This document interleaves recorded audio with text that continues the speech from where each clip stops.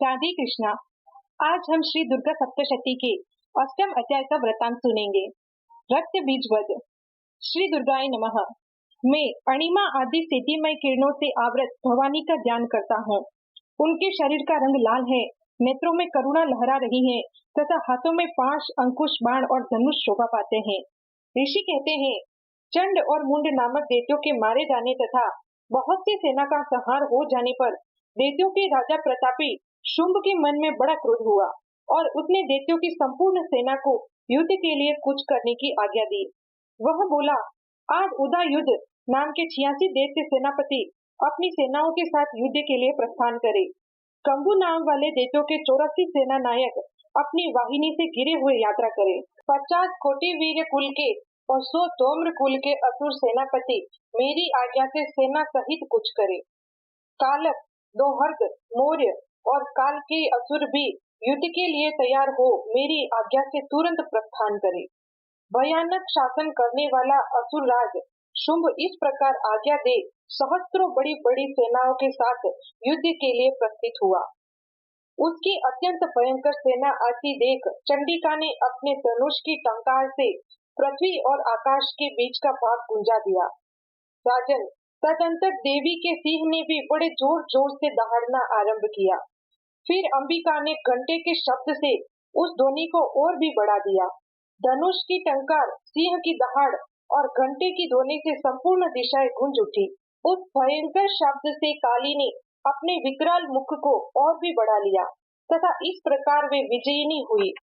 उस तुमुल नाद को सुनकर दैत्यों की सेनाओं ने चारों ओर से आकर चंडिका देवी, सिंह तथा काली देवी को क्रोध पूर्वक घेर लिया।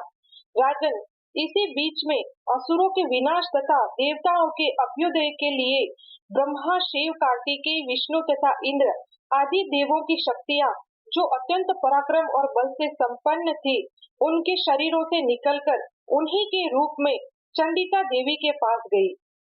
जिस देवता का जैसा रूप, जैसी वेशभूषा और जैसा वाहन है, ठीक वैसे ही साधनों से संपन्न हो उसकी शक्ति असुरों से युद्ध करने के लिए आई।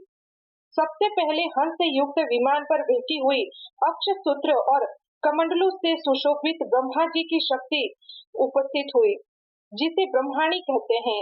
महादेव जी की शक्ति वृषभ पर आरूढ़ हो, हाथों में श्रेष्ठ त्रिशूल धारण किए, महानाग का कंकण पहने, मस्तक में चंद्र रेखा से विभूषित हो वहां आ पहुंची। कार्तिकेय जी की शक्ति रूपा जगदम्बिका उन्हीं का रूप धारण किए श्रेष्ठ मयूर पर आरूढ़ हो हाथ में शक्ति लिए दैत्यों से युद्ध करने के लिए आई। इसी प्रकार भगवान विष्णु की शक्ति गरुड़ पर विराजमान हो शंख, चक्र, गदा, शारंग, धनुष तथा खड्ग हाथ में लिए वहां आई। अनुपम यज्ञ वाराह का रूप धारण करने वाले श्री हरि की जो शक्ति है, वह भी वाराह शरीर धारण करके वहां उपस्थित हुई।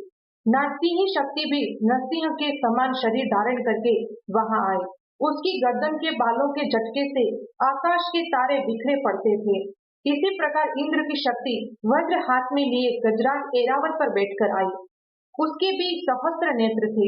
इंद्र का जैसा रूप है वैसा ही उसका भी था। तदंतर उन देव शक्तियों से घिरे हुए महादेव जी ने चंडिका से कहा, मेरी प्रसन्नता के लिए तुम शीघ्र ही इन असुरों का संहार करो।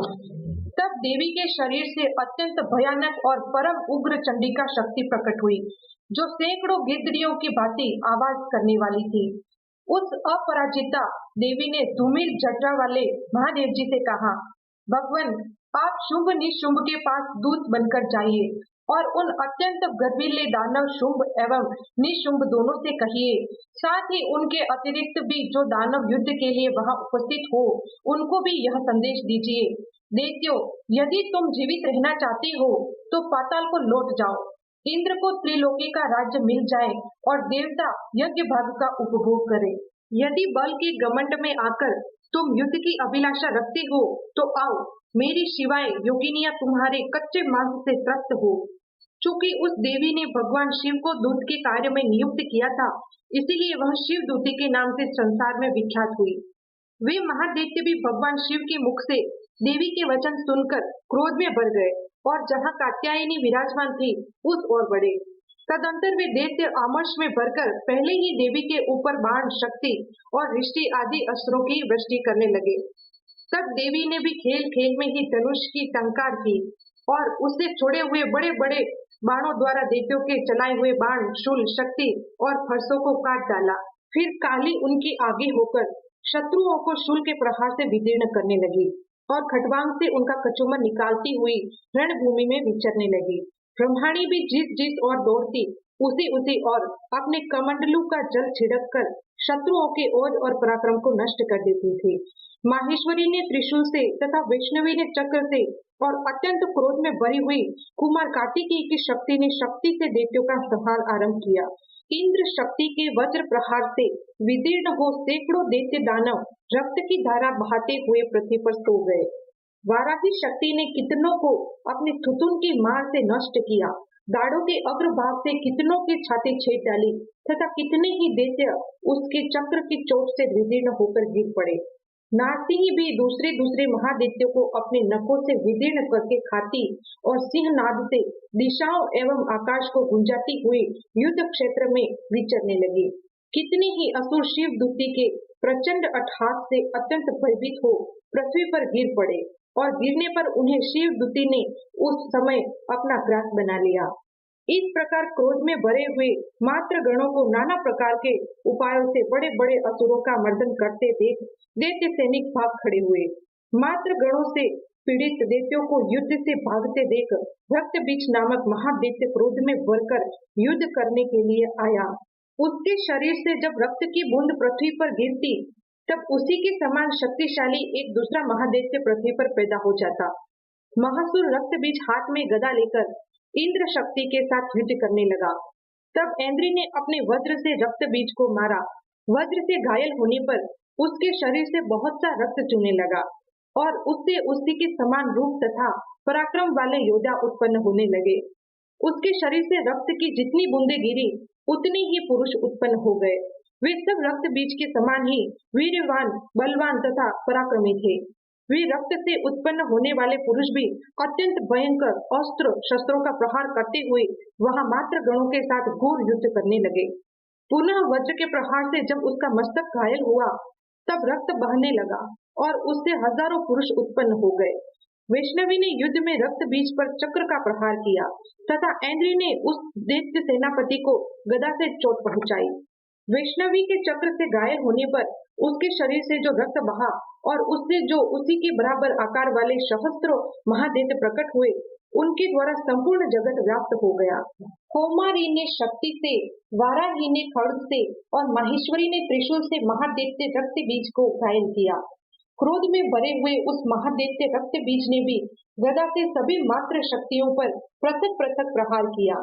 शक्ति और शूल आदि से अनेक बार घायल होने पर जो उसके शरीर से रक्त की धारा पृथ्वी पर गिरी उससे भी निश्चय ही सैकड़ों असुर उत्पन्न हुए। इस प्रकार उस महादैत्य के रक्त से प्रकट हुए असुरों द्वारा संपूर्ण जगत व्याप्त हो गया।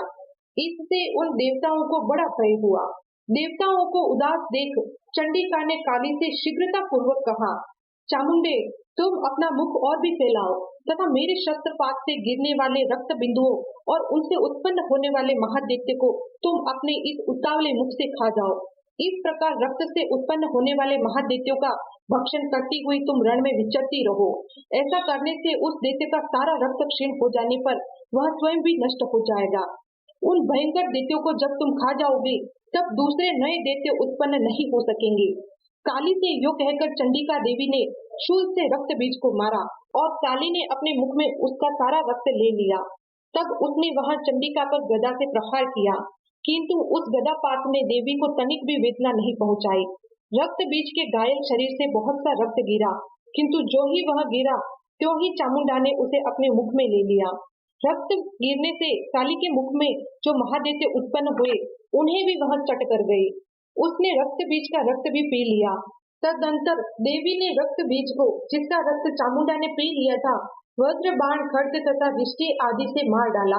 राजन, इस प्रकार शस्त्रों के समुदाय से आहत एवं रक्तहीन हुआ महादैत्य रक्त बीज पृथ्वी पर गिर पड़ा। नरेश्वर, इससे देवताओं को अनुपम हर्ष की प्राप्ति हुई।